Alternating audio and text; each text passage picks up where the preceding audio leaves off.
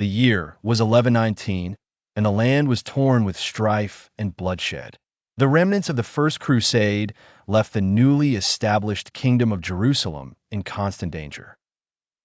It was in this volatile environment that a small group of knights gathered under the leadership of Hugues de Payens. They vowed to protect those traveling on pilgrimage to the Holy Land. Thus, the poor fellow soldiers of Christ and of the Temple of Solomon was born, later to become known as the Knights Templar. Legends soon surrounded this newfound order, their names sparkling with both myth and fear, casting long shadows across history.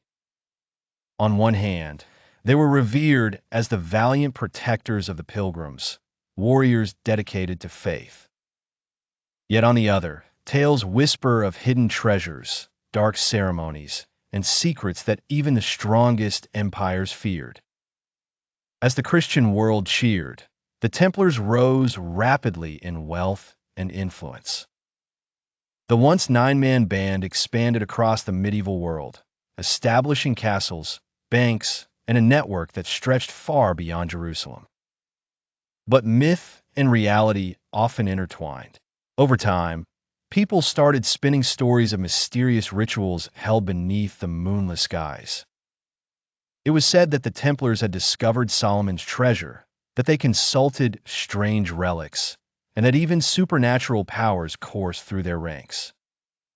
The cornerstone of these legends was the alleged idol known as Baphomet, a secret veneration that some believe to provide both wealth and protection. Scholars debate today whether it was heresy or horrendous propaganda, a story woven to tarnish the order's purest intentions. Truthfully, the Templars were the keepers of innovative banking practices, enabling safe passage of wealth without the burden of physical gold. They were architects, too, designing awe-inspiring cathedrals that stood as monuments to their faith. Their symbols, particularly the Red Cross, struck fear into the hearts of their enemies, a clever psychological warfare. Yet despite their great influence, powerful foes abounded. Kings owed them debts. Their independence threatened papal power. It was Philip IV of France who eventually orchestrated their downfall.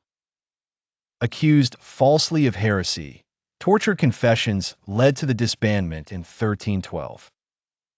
But not without a final myth, a curse laid upon Philip and his descendants, a ghostly promise of doom.